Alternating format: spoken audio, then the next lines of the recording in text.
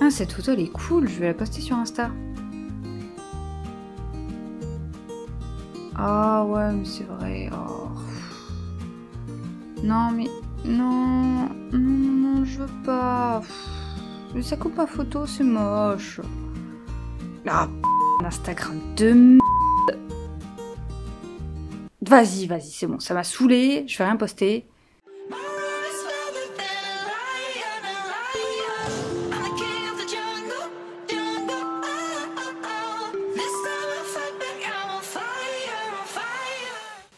Pardon. Pardon. Je suis pas vraiment énervée, hein. Ah, Instagram. D'où Instagram, tendre Instagram. Pourquoi es-tu Instagram?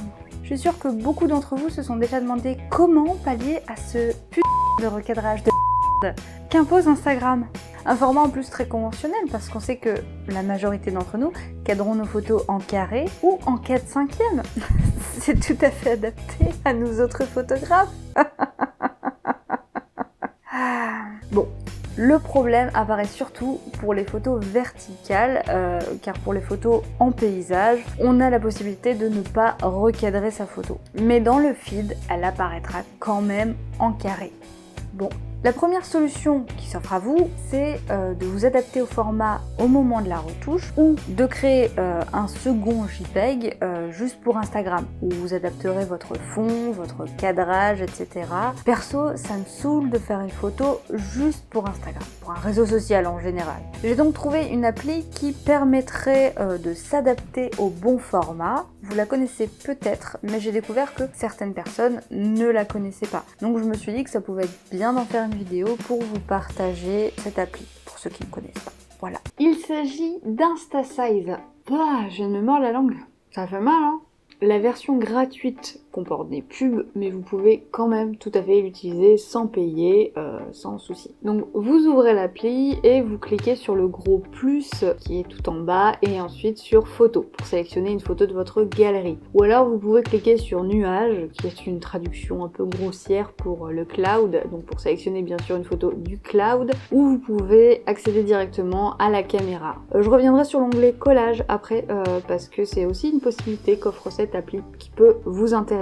Vous pouvez bien sûr ajouter des filtres, apporter des réglages, renier votre photo ou encore ajouter du texte, mais ce qui nous intéresse surtout c'est le 5e module. C'est ici que vous pourrez ajouter des bandes sur les côtés de votre photo afin qu'elle soit directement en bon format pour Instagram. Donc vous pouvez soit sélectionner une de vos photos pour qu'elle apparaisse en flou, en fond. Vous pouvez d'ailleurs régler la taille de la photo du premier plan, plus ou moins grande. Ou alors vous pouvez sélectionner une couleur unie, donc je vous conseille de choisir du blanc en général parce que le fond Instagram est blanc, c'est plus adapté, mais vous pouvez choisir la couleur qui vous plaise. D'ailleurs ça peut être une couleur qui rappelle votre photo, pourquoi pas. Vous avez aussi à disposition des motifs, des textures que j'utilise pas personnellement, mais pourquoi pas. Il y en a quelques gratuits et les suivants sont disponibles avec la version premium bien entendu. Le dernier module permet de faire pivoter votre photo ou de l'inverser si besoin. Et une fois terminé, vous cliquez sur le bouton de partage, puis vous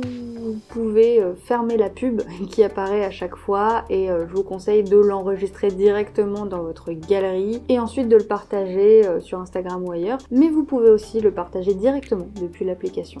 Pour finir, vous avez aussi la possibilité de faire des collages avec cette appli, donc des simples mosaïques qui comportent 6 photos max. Mais pourquoi pas, ça peut servir pour des posts ou des stories et ça vous offre les mêmes possibilités qu'avec une photo simple.